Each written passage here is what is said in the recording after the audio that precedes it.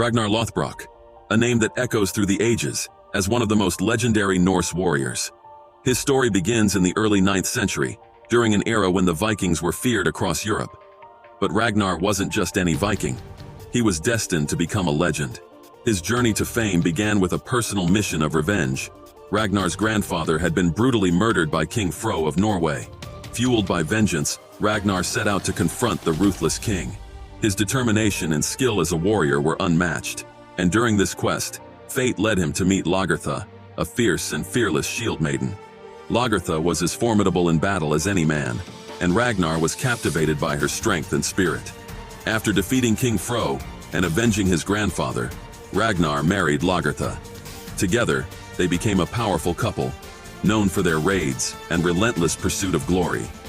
But Ragnar was not content with just raiding and plundering. While many Vikings were satisfied with short-lived victories, Ragnar's ambitions were far greater. He saw opportunities beyond the fleeting riches of a raid. He envisioned a future where Vikings didn't just take from foreign lands, they could settle and build new lives there. And so, Ragnar began signing treaties with rulers from distant kingdoms, negotiating for land to farm. This was unheard of at the time, and it made Ragnar the first Viking leader to establish settlements on foreign shores. A visionary move that would forever change the course of Viking history. However, Ragnar's personal life was filled with tragedy. After the death of his second wife, Thora, his heart hardened, and his thirst for conquest grew stronger. He transformed into a warmonger, seeking greater challenges and more glorious victories. His reputation as a fearsome warrior spread far and wide when he killed King Haim of Northumbria, one of the most powerful rulers in England. Ragnar's raids even reached the heart of Paris, a city that had seemed invincible until his army breached its walls. His successes were legendary, and his name inspired both awe and terror. As time passed, Ragnar's sons, Bjorn, Ivar, Ubba, and others, became renowned warriors in their own right, building on the legacy of their father. Yet, as proud as Ragnar was of his sons, he could not bear to be outshined. Even in his old age, Ragnar longed for one last epic adventure to cement his place in history. In what many considered a reckless and desperate move, Ragnar resolved to conquer England once more. But this time, he set out with only 2 ships, a small force compared to the mighty fleets he once commanded.